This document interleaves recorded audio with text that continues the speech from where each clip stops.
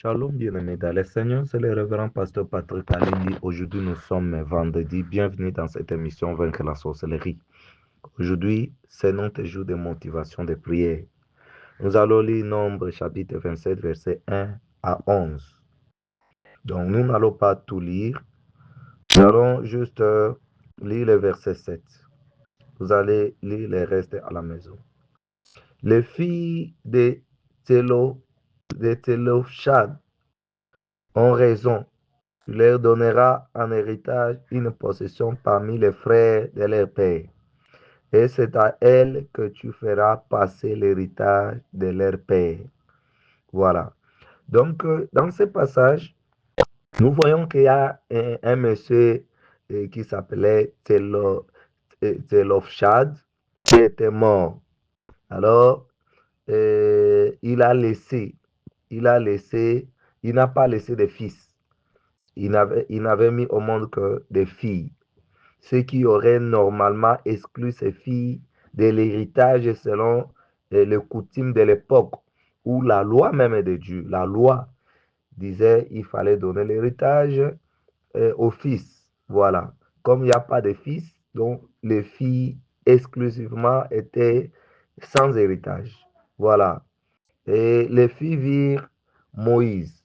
Donc, elles étaient parties voir Moïse avec le prêtre Éléazar, les chefs des tribus ensemble avec Moïse et les chefs d'Éléazar pour aller soumettre leurs doléances, pour réclamer un droit d'héritage sur la terre promise, car le nom de leur père ne serait pas oublié. Je dis qu'en tout cas, le nom de notre papa ne serait pas oublié. Nous savons qu'il y a une loi qui existe que nous, les filles, nous n'avons pas droit à l'héritage, mais logiquement parlant, le nom de notre père ne doit pas être effacé comme ça. En tout cas, nous avons droit à l'héritage. Elles ont réclamé. Alors, comme Moïse ne pouvait pas décider lui-même, c'est aussi une leçon pour toi. Un enfant de Dieu ne prend jamais une décision sans consulter Dieu. Tu ne peux pas prendre une décision sans consulter Dieu. C'est pourquoi on a beaucoup de problèmes parce qu'on fait des choses selon nous-mêmes. On ne prend pas le temps d'aller consulter Dieu. Qu'est-ce que Moïse a dit? Moïse est allé consulter Dieu. Maintenant, Dieu a répondu à Moïse là où nous avons lu que ces filles-là ont raison. Tu leur donneras en héritage une possession parmi les frères de leur père. C'est ça Dieu qui dit qu'elles ont raison. Voilà. Et c'est à elles que tu feras passer l'héritage de leur père. Et directement, Dieu a instauré une loi. Il a instauré une loi que désormais, si un homme est mort, n'a pas laissé de fils, n'a laissé que des filles, ces filles auront droit à l'héritage. Donc, c'est devenu une loi. Voilà. Cet épisode a conduit à l'établissement d'une loi. Si un homme n'a que des filles, elles héritent de lui, mais elles doivent épouser un homme de leur propre tribu pour que l'héritage reste dans la lignée paternelle. Si ces filles, bien aimées dans le Seigneur, si ces filles s'étaient tues, elles n'allaient rien bénéficier comme héritage. Et les générations futures en Israël auraient avoir le même cas. Et, ils allaient souffrir. Voilà. C'était, c'est permet et quand vous permettez les choses, il doit être continuel dans votre lignée. Voilà. Donc, ceux-là qui ne prient pas, ils se taisent. Ils se taisent, alors ils permettent des choses dans leur vie, non pas seulement dans leur vie, mais dans leur lignée. C'est-à-dire que la chose que vous êtes en train de vivre, vous les permettez à continuer, même auprès de vos enfants, auprès des enfants de vos enfants. Voilà. Aujourd'hui, tu peux décider de changer les choses dans ta lignée familiale. Amen. Tu peux décider de changer les choses dans ta lignée familiale. Voilà. Toi, tu es dans l'émission Vaincre la sorcellerie. C'est-à-dire que Dieu t'a amené ici pas en vain. C'est pour changer les choses. Pas seulement dans ta vie, mais dans ta lignée familiale. C'est pourquoi tu es comme ces filles qui étaient parties voir Moïse, le prêtre Éléazar et le chef des tribus. Alors, tu es aussi, tu dois être pareil. C'est pas en vain. que tu as cru en Jésus, n'est-ce pas? Croire en Jésus te fait entrer dans une nouvelle alliance, n'est-ce pas? C'est comme un nouveau gouvernement qui s'établit dans un pays. Et ce gouvernement doit décider de changer des mauvais systèmes qui existaient depuis longtemps, n'est-ce pas? Et quand tu viens en Christ, tu n'es pas juste appelé à changer de vie.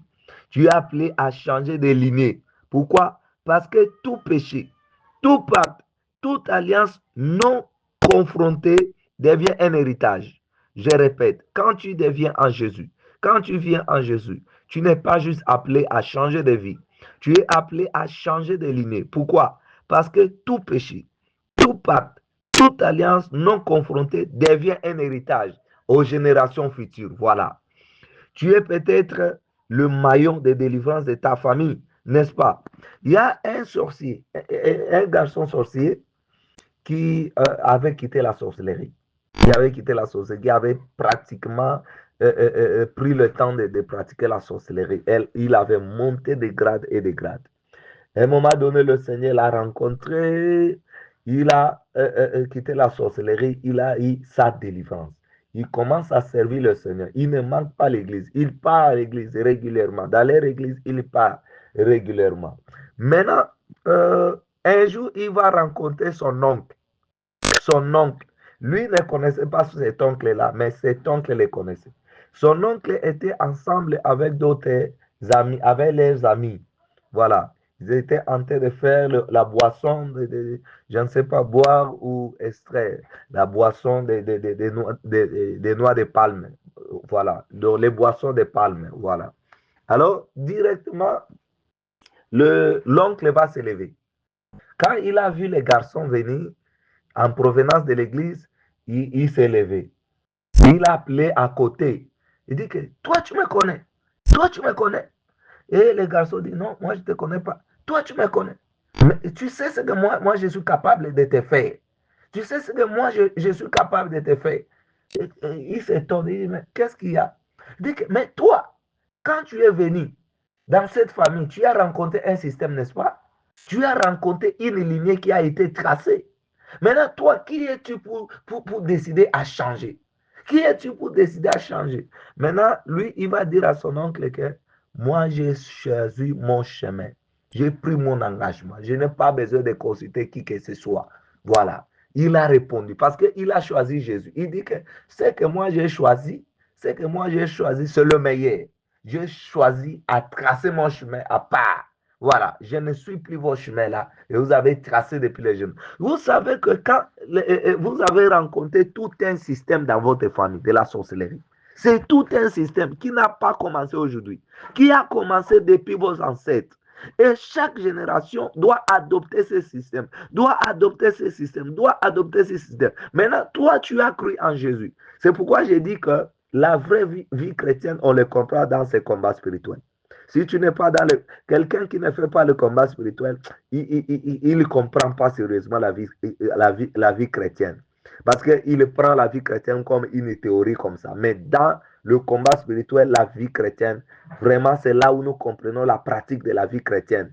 Ailleurs, là, ce sont des théories. Quelqu'un peut se permettre à dire des choses qu'il ne comprend même pas. Il peut se dire, même quelqu'un peut devenir prédicateur ou pasteur ou qui que ce soit, il commence à commenter selon ce qu'il lit et il interprète à sa manière. Mais ici, dans le combat spirituel, nous vivons des réalités de la vie chrétienne. Voilà. Ce ne sont plus des théories. Donc, moi, quand je dis des choses, je ne dis pas des choses pour dire, mais je dis ce que j'ai vécu. Donc, ce que je vis et ce que je vis ne sont pas des mensonges. Parce que je te dirais que telle personne avait ça.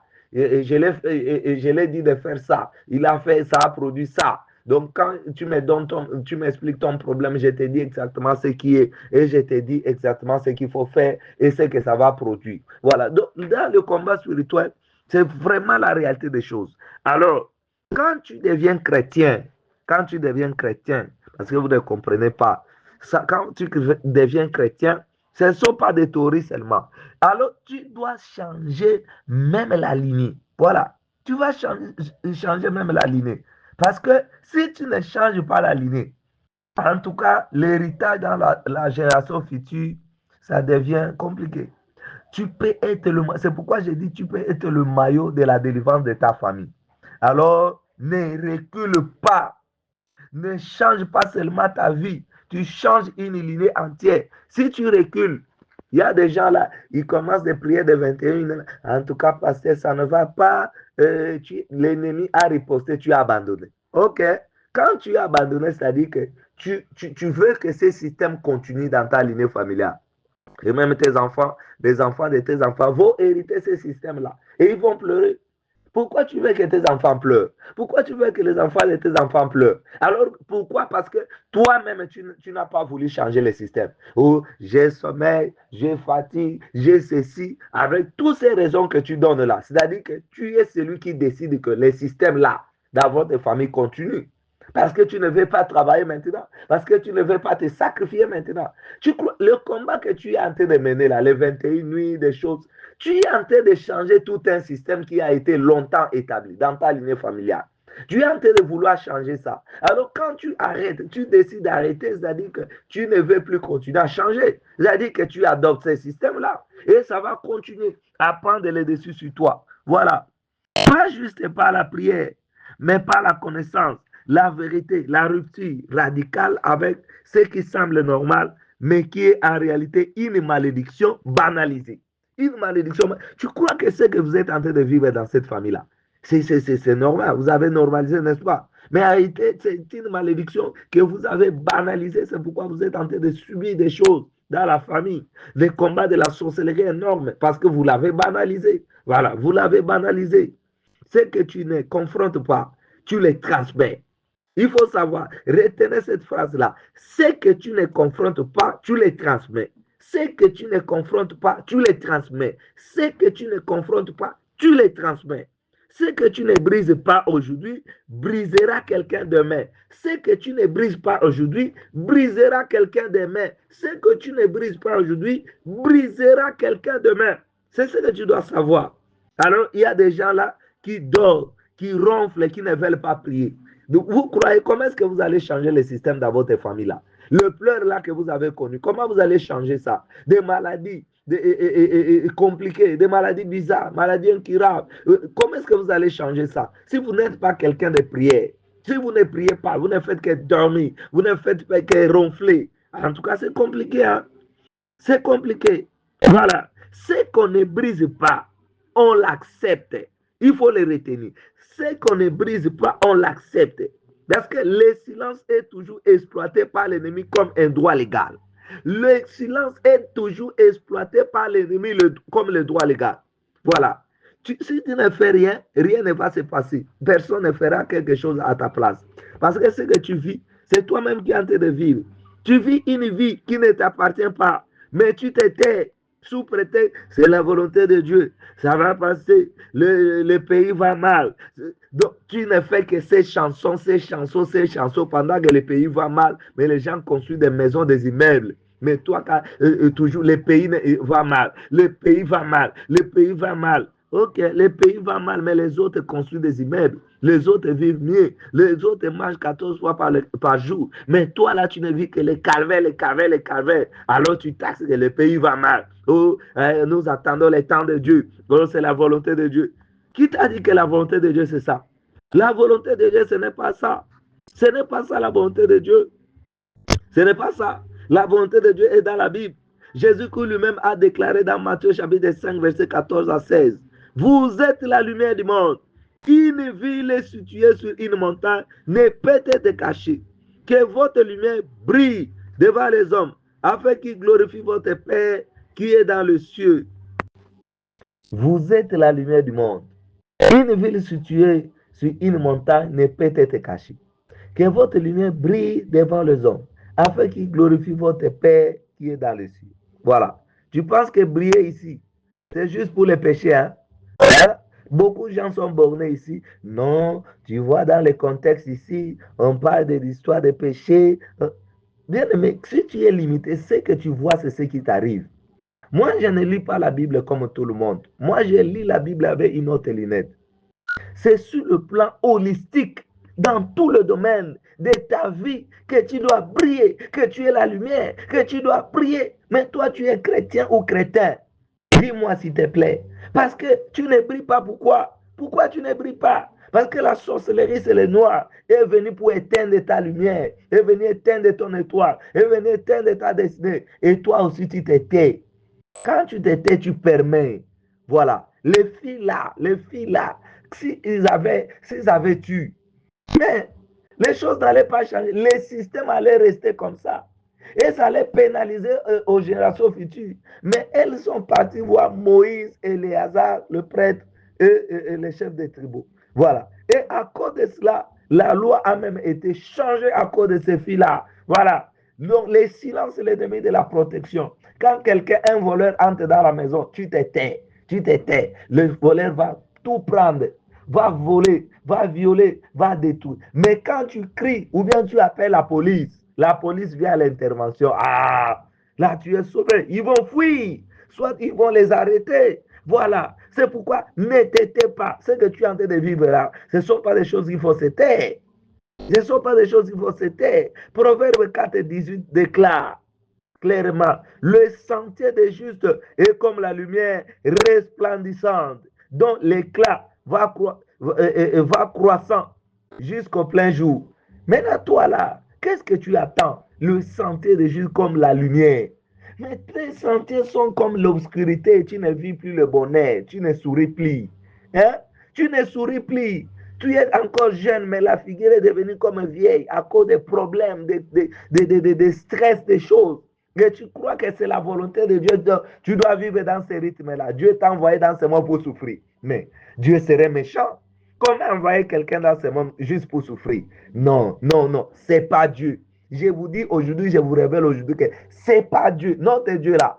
Peut-être ton Dieu que tu pries là, c'est un Dieu méchant. Mais moi, mon Dieu là, c'est un Dieu bon. Oh, c'est un Dieu bon que j'ai pris là. C'est un Dieu bon. Mais ton Dieu, je ne sais pas si ton Dieu est méchant. Tu peux changer le Dieu, non? Tu peux changer le Dieu. Peut-être ton Dieu là que tu pries, il est méchant, méchant, méchant, méchant là. Il veut que tu souffres toute la vie. Ce Dieu-là, c'est Satan. Mais moi, mon Dieu, là, Jésus-Christ que j'ai pris là. Mais il est bon, non? Il est bon. S'il y a un peu de soucis, tout ça, ça peut passer. Juste peut-être une épreuve pour me fortifier, pour m'apprendre tout ça. Mais si quelque chose demain, ça devient tout un système. Ta famille, ton père a vécu ça, ta mère a vécu ça, toi tu vis ça, tes frères vivent ça. Mais non, trop c'est trop. Il faut décider comme ces filles-là, aller chez Moïse. Aller chez Moïse que ce système doit changer. Voilà, il faut prier. Et la Bible dit en Daniel chapitre 12, verset 3, ceux qui auront été intelligents brilleront comme la splendeur du ciel. Et ceux qui auront enseigné la justice à la multitude brilleront comme les étoiles à toujours et à perpétuité. Bien-aimé, ce verset dit que tant que tu gagneras des âmes et que tu ramèneras les hommes à la justice, tu brilleras comme le firmament, comme la splendeur. Voilà. Mais pour toi, briller là, c'est au ciel que tu attends aller briller là-bas. Donc, il y a beaucoup de chrétiens qui pensent que tout ce qui est dans la Bible là, c'est au ciel qu'on va vivre ça. C'est au ciel, c'est au ciel, c'est au ciel. Non, non, non, non, non, non. En tout cas, arrêtons ces conneries-là. C'est pas au ciel qu'on doit tout vivre. C'est pas au ciel qu'on doit tout vivre. C'est pas au ciel qu'on doit gagner des richesses. C'est pas au ciel qu'on doit vivre mieux. C'est pas au ciel qu'on doit avoir une paix. Non. C'est ici, vous croyez, quand Jésus parle des royaumes de Dieu, les royaumes de vous croyez que les royaumes de Dieu sont au ciel? Non, ça commence, les royaumes de Dieu commencent quand? Quand tu reçois Jésus-Christ dans ta vie, comme Seigneur et Sauveur. La Bible dit en Jean chapitre 6, verset 47, en vérité, je vous l'ai dit, celui qui croit à moi a la vie éternelle. C'est au présent. La vie éternelle entre dans ta vie, c'est comme quelque chose qui est venu habiter en toi. Tu reçois la vie éternelle maintenant, maintenant, maintenant. Et cette vie éternelle-là, tu crois que c'est au ciel que tu vas vivre ça? Ça commence ici. Au ciel, c'est la continuité, c'est la vie, de la vie que tu as reçue ici à partir de recevoir Jésus-Christ dans ta vie comme Seigneur et Sauveur. Maintenant, beaucoup de chrétiens attendent de toutes choses, vivre ça au ciel, vivre ça au ciel. Tu vas voyager au ciel, tu dois te marier au ciel, tu dois avoir des enfants au ciel, tu dois avoir l'argent au ciel, les richesses au ciel. Même quand la Bible dit l'or et l'argent appartiennent au Seigneur, beaucoup de chrétiens ne croient pas. Ne connaissent pas, ne comprennent pas. Non, heureux le pauvre en esprit. Et en tout cas, s'il te plaît, c'est pas ce Dieu-là que moi je sers. Hein? C'est pas ce Dieu-là que moi je sais. Je vous enseigne pas, je vous enseigne ici un Dieu vivant. Tu attends briller au ciel. Sur la terre, tu vis des stress, des cauchemars. Non, il faut décider comme ces filles de Télopchad. Il faut décider pour aller, pour changer les choses. Il doit changer les choses dans tes familles. Alors, tu ne pourras pas changer si tu ne pries pas. Si tu es quelqu'un, un dormeur. Tu es un dormeur, un ronfleur. Je ne sais pas comment tu vas changer des choses dans votre famille. Voilà. Il y a aussi une autre femme qui avait décidé de changer les choses dans sa vie. Dans ça, c'est 1 Roi chapitre 3, verset 16 jusqu'à 21. Alors, deux femmes prostituées vivent chez le roi et se présentèrent devant lui. L'une des femmes dit, pardon mon Seigneur, moi et cette femme, nous demeurions dans la même maison et je suis accouché près d'elle dans la maison. 3 jours après, cette femme est aussi accouchée. Nous habitions ensemble. Aucun étranger n'était avec nous dans la maison. Il n'y avait que nous deux. Le fils de cette femme est mort pendant la nuit parce qu'elle s'était couchée sur lui. Elle s'est levée au milieu de la nuit. Elle a pris mon fils à mes côtés, tandis que ta servante dormait. Et elle a accouché dans son sein. Et son fils qui était mort, elle a accouché dans mon sein. Le matin, je me suis levé pour allaiter mon fils. Et voici, il était mort. Je l'ai regardé attentivement. Je l'ai regardé attentivement. Je l'ai regardé attentivement le matin. Et voici, ce n'était pas mon fils que j'avais enfanté. Est-ce que toi, tu peux faire ça? Tu ne peux pas faire ça. La femme là, si elle s'était tue, elle allait garder un enfant mort. Elle allait perdre l'enfant dans sa vie. Mais elle est partie chez le roi Salomon. Quel courage! Bien aimé, il faut être courageux. Il faut être courageux pour changer des choses. Il faut se lever la nuit pour prier. C'est ça le courage que je te demande. Il faut te réveiller à 0,1 pour prier. Il faut te réveiller à 0,1 pour prier. Il faut bannir les sommeils. Il faut bannir la fatigue. Il faut bannir des histoires, des raisons, des arguments, la procrastination. Non, je vais commencer demain. Demain encore, demain. Tomorrow never come. Demain n'arrive toujours pas. Demain. Ah, le monsieur, les demain là, madame, les demain là, je te salue. Voilà. Alors, il faut décider pour changer des choses comme cette femme. Elle est partie voir le roi Salomon. Dit non, non. Je n'accepte pas. Je n'accepte pas. Si elle allait accepter, elle allait garder un enfant mort. Ce que tu acceptes, c'est ce qui demeure dans ta vie. Quand tu acceptes la pauvreté, tu seras toujours pauvre. Tu seras pauvre et tu vas normaliser ça. Si tu acceptes la maladie là, la maladie qui est restée en toi là, ça doit demeurer, ça doit t'assujettir. Voilà. Il ne faut pas accepter les choses parce que la justice existe uniquement pour ceux qui vont plaider. La justice existe uniquement pour ceux qui vont plaider. Ceux qui se taisent n'obtiendront jamais justice, mais subiront l'injustice. Voilà. On te vole l'enfant comme ça, tu regardes. Ton enfant meurt comme ça sur tes mains, entre tes mains, tu regardes. Le sorcier vient te faire quoi que ce soit, tu regardes, tu observes, tu ne mènes pas des actions. Alors que ici, dans ce groupe, ici, tu as la clé. La clé, c'est la connaissance. Tu comprends déjà, tu sais interpréter toute action qui arrive dans ta vie. Donc, tu ne peux pas te taire. De même, la justice divine existe. Mais si tu ne vas pas solliciter, tu y resteras ainsi. En psaume, le numéro 37, verset 5. Recommande ton sort à l'Éternel, mets à lui ta confiance et il agira. Donc, si tu ne recommandes pas ton sort à l'Éternel, là, l'Éternel te regarde. Toi, tu le regardes, vous vous regardez. Mais quand tu recommandes ton sort à l'Éternel, tu mets en lui ta confiance. C'est lui qui va agir. Pourquoi? Parce que tu as commencé. Tu as commencé à recommander. Voilà. Tant que tu te tais, le ciel te sera toujours fermé et l'ennemi restera toujours ton maître. Voilà. Maintenant, chez nous, ce n'est pas du genre, on se plaint ou on plaît, mais on réclame nos droits. Ici, là, dans le combat spirituel, dans vaincre la sorcellerie, ce n'est pas l'endroit de se plaindre ou de solliciter. Non, ici, on réclame notre droit. Parce qu'en Luc chapitre 10, verset 19, voici, je vous ai donné le pouvoir. Savez-vous ce qui signifie si on te dit qu'on t'a donné le pouvoir? Qu'on t'a donné le pouvoir là, tu sais vraiment. Tu sais ce qu'on dit, on te donne le pouvoir. Si on te dit qu'on te donne le pouvoir, tu deviens président de la République. Comment sentiras-tu? Comment sauras-tu te comporter? Vas-tu continuer à te plaindre? Un président de la République qui se plaint. Quand tu deviens président de la République dans votre pays, Donc, tu vas continuer à te plaindre.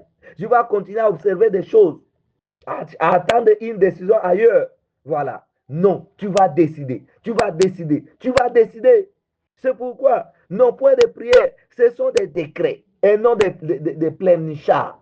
Dans nos points de prière, là, des combats, ce sont des décrets. Ce ne sont pas des histoires de pleurer, pleurer, pleurer ou solliciter. Ou... Non, non, non, non, non. On décide. On ordonne. Vous voyez des verbes que nous appliquons là-bas. Tout, par exemple, tout ton de sorcellerie dans mon ménage soit localisé et démonté au nom de Jésus. Là, tu ordonnes, n'est-ce pas? C'est un décret. C'est un décret. Mais là, tu continues à pleurer. Est-ce que Seigneur, ce n'est pas question de dire, est-ce que Seigneur, est-ce que tu peux enlever le ton de la sorcellerie qui est dans mon ménage, dans ma... Jamais, pas question. Là, on décide, on ordonne. Les jours où tu comprendras ce que tu es, tu commenceras à commander même l'argent d'entrer dans ton compte bancaire. Tu commandes, l'argent. Tu sais que Noé a commandé les animaux. Noé, là, vraiment, Noé a commandé les animaux, n'est-ce pas? Quand Dieu l'a donné le pouvoir, quand Dieu l'a dit de faire entrer les animaux dans la barque, là, tu sais comment il a fait entrer? Allez, cochon, viens. Il est commande, allez, entre là-bas. Allez, toi, mouton, viens. Allez, entre là-bas. Il commande même éléphants, les grands éléphants là, même les crocodiles. Il les commande. Allez, viens. Même les lions, même les léopards, même les dinosaures. Allez, viens, entre là-bas. Tu vois, donc si Dieu te donne le pouvoir, mais exerce ce pouvoir, bien-aimé dans le Seigneur, je ne sais pas, tu attends quoi? Tu dors, tu ronfles, tu n'exerces pas ton pouvoir, n'est-ce pas? Mais quand tu te lèves là, à minuit, tu te lèves, que je me tiens maintenant comme un guerrier du Seigneur pour démolir les hôtels de ma famille, pour démolir tous les hôtels qui parlent contre moi. Là, le monde des ténèbres tremble parce que quelqu'un qui a le pouvoir parle. Quelqu'un qui a le pouvoir parle. Bien-aimé, les ténèbres doivent sentir que toi, tu as le pouvoir. Quand tu parles, le monde des ténèbres, le sorcier de ta famille, de ton environnement tremble. Parce que tu as le pouvoir. Que tu as le pouvoir. Voilà. Mais toi, tu n'es fait que dormir, ronfler. Mais la vie que tu vis n'est pas ta vie, n'est-ce pas? Les gens qui travaillent toute la nuit, mais ne peuvent pas prier la nuit. Donc, si pour le travail, tu peux travailler toute la nuit là, tu travailles la nuit. Mais s'il faut prier, tu ne peux pas prier la nuit. Tu ne peux pas prier la nuit. Et tu diras quoi? Que tu es enfant de Dieu? Non, en tout cas, on ne doit pas s'inquiéter. On est enfant de Dieu, on a reçu Jésus. Oh, recevoir Jésus dit qu'il ne faut pas prier. Les enfants d'Israël étaient des maçons. Ils ont construit des pyramides en Égypte. Dès qu'ils ont entré, ils ont traversé la mer Rouge. Ils se sont transformés en militaires, n'est-ce pas? C'est la même chose comme les enfants de Dieu dans le Nouveau Testament. Nous sommes tous des combattants. Nous sommes le royaume des combattants. On nous appelle même le royaume, on nous appelle même les royaumes. Un royaume, c'est dirigé par quoi? Par un roi, n'est-ce pas? Nous sommes des rois. Est-ce qu'un roi, c'est quelqu'un qui est lâche, qui subit? Nous sommes des combattants.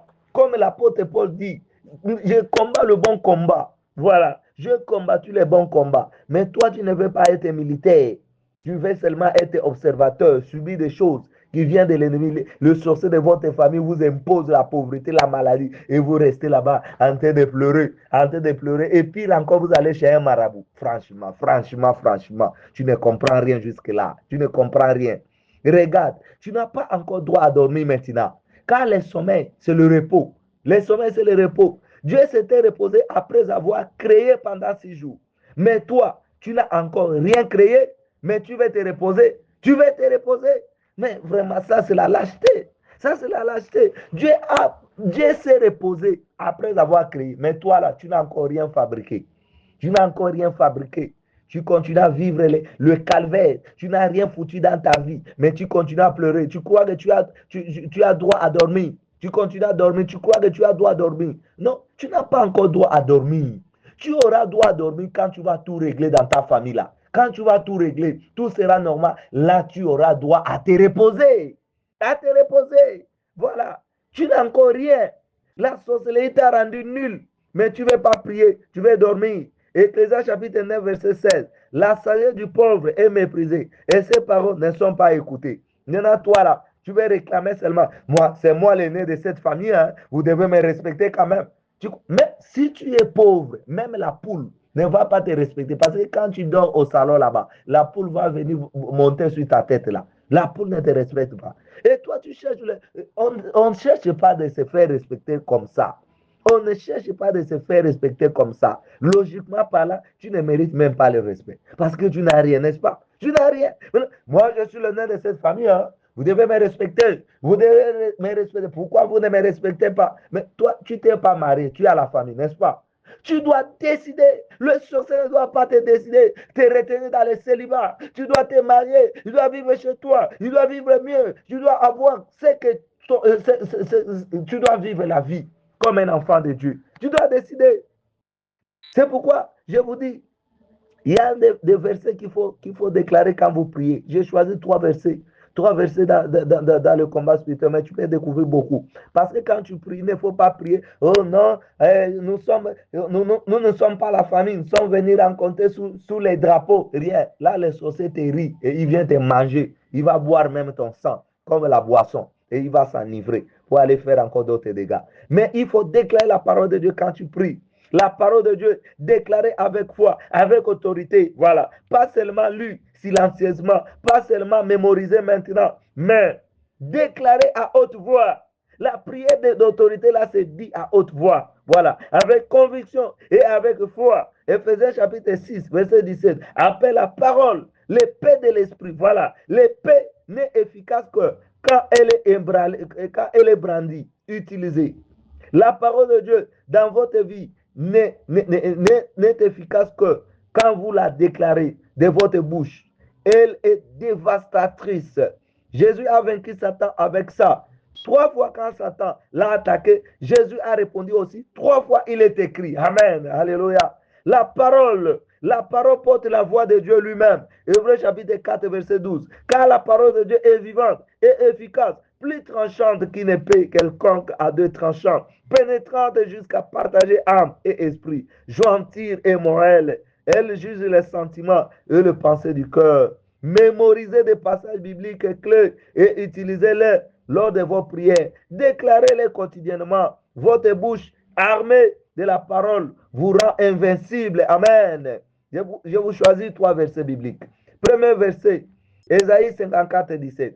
Toute arme forgée contre toi sera sans effet, et toute langue qui se lèvera en justice contre toi, tu la condamneras. Tel est l'héritage des serviteurs de l'Éternel, tel est le salut qui leur viendra de moi, dit l'Éternel. Quand tu déclares ces versets, quelque chose s'active dans le monde spirituel. Alléluia. Littéralement, toutes les armes spirituelles que les sorciers ont préparées contre toi se désintègrent directement quand tu déclares ces versets. Le sorcier passe parfois des semaines pour préparer une attaque contre quelqu'un. Il consulte parfois des démons les plus puissants.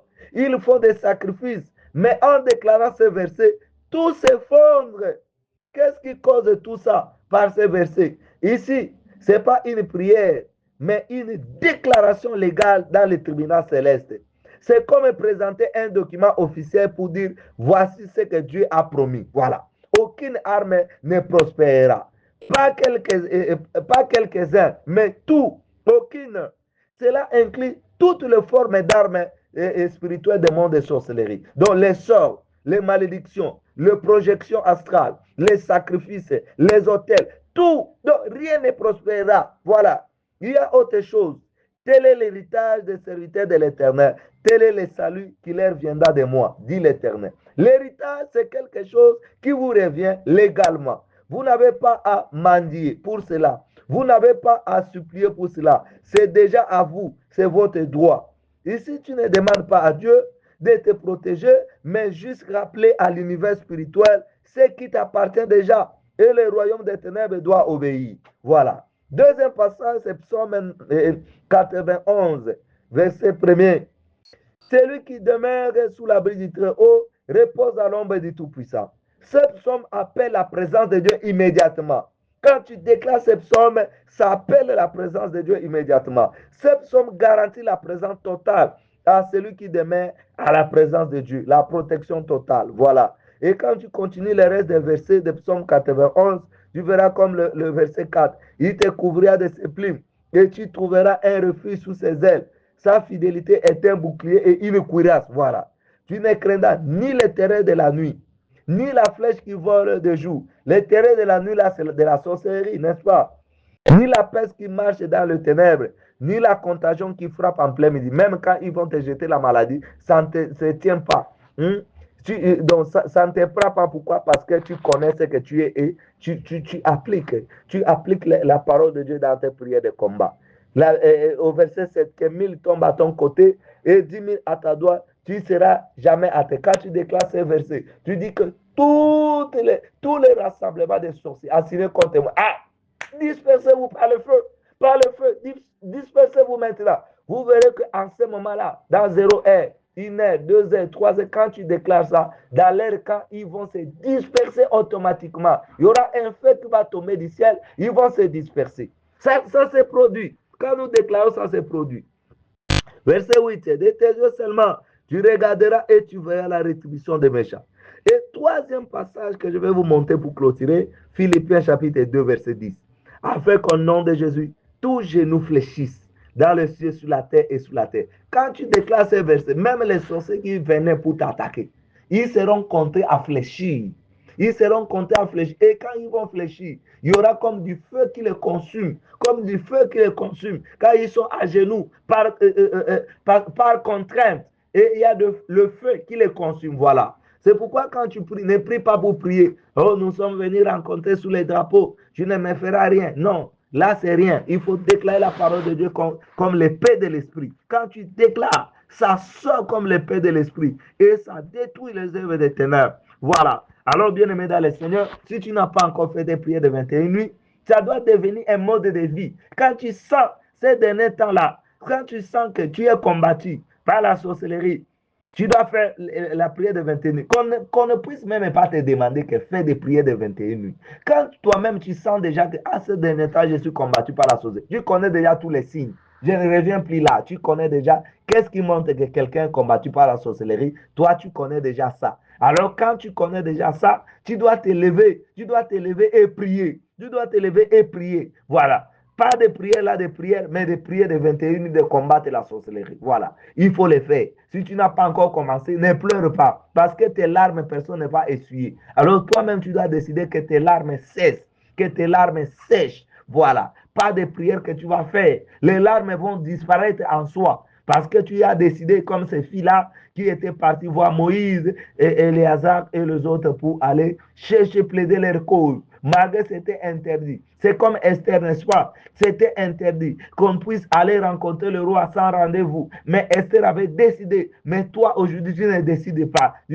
Tu as décidé de dormir. Tu as choisi le sommeil. Alors les sorciers ont choisi de te prendre en otage. Décide-toi aujourd'hui. Décide-toi aujourd'hui. L'ennemi de la protection, c'est le silence. C'est pourquoi beaucoup d'organisations humanitaires mettent beaucoup d'argent pour les alertes précoces. Alors, bien-aimé dans le Seigneur, si tu n'alertes pas, l'ennemi va continuer à faire ce qu'il est en train de faire dans ta vie et rien ne